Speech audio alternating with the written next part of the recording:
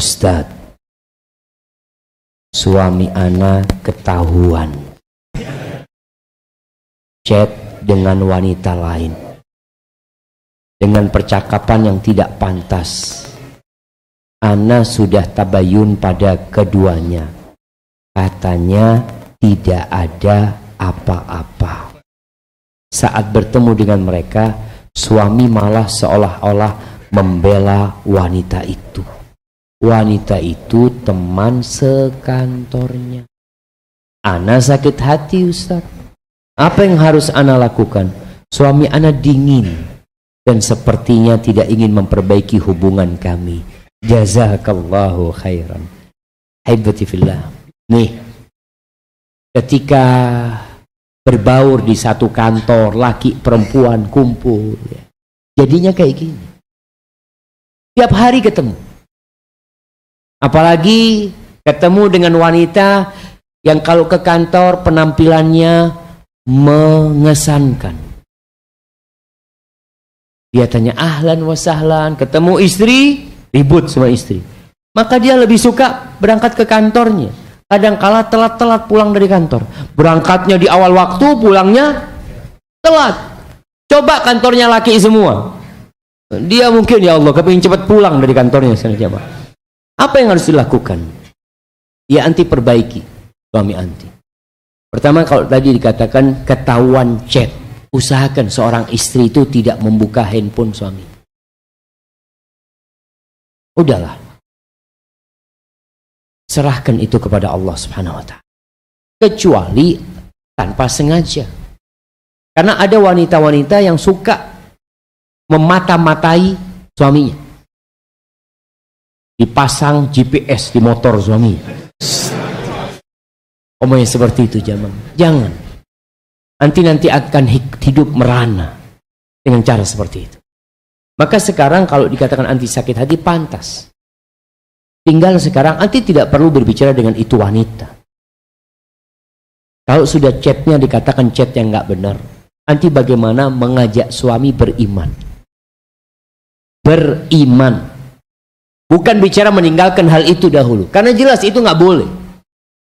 Kalau dikatakan chattingnya yang nggak pantas gitu. Kalau teman ya mungkin tanya chattingnya, Afwan, hari ini ada rapat apa tidak? Chatting yang wajar. Tapi kalau sudah ya ada kata-kata cinta atau macam-macam, udah panggil sayang, panggil mama, panggil apa? A'udzubillahi min dzalik. Maka yang perlu anti lakukan sekarang, suami dingin. Ya udah, suami anti kayak gitu. Mungkin dia tidak ingin memperbaiki, anti yang memperbaiki suami. Bagaimana cara memperbaikinya? Tadi bicara sama suami, ajak suaminya semakin giat beribadah.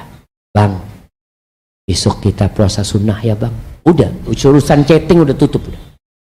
Karena nanti udah bicara sama dia. Sekarang yang diperbaikin tuh imannya supaya dia meninggalkan itu dosa. Bicara tadi, puasa sunnah.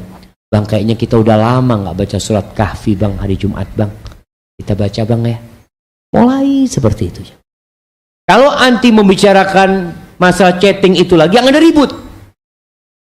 Maka bicara yang lain.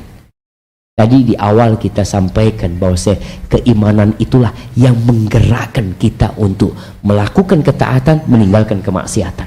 Kalau hanya bicara hukum, mengatakan, oh yang kau lakukan itu salah bang, tidak benar secara hukum, agama tidak membolehkan. Apakah itu akan membuat suaminya meninggalkan hal itu? Enggak, dia merasa nggak ada masalah. Maka sekarang bagaimana menguatkan iman suami? Anti perbaikilah lebih dulu, ngalah lah. Kata orang Jawa, sing waras ngalah jamaah, demi untuk melanjutkan pernikahan ini. Dan antum bagi para laki-laki jamaah, wallahi iman itu lemah, atau manusia itu lemah jamaah. Fitnah yang paling besar buat kaum laki-laki itu siapa? Sampai dikatakan innal uyuna allati fi tarfiha hawaran qatalnana thumma lam yuhyina qatlana yasra'na dha lubbin hatta la haraka lahu wa hunna ad'afu khalqillahi insana. Sesungguhnya perempuan yang matanya hitam, putihnya putih jemaah, itu bikin laki-laki terkapar jemaah.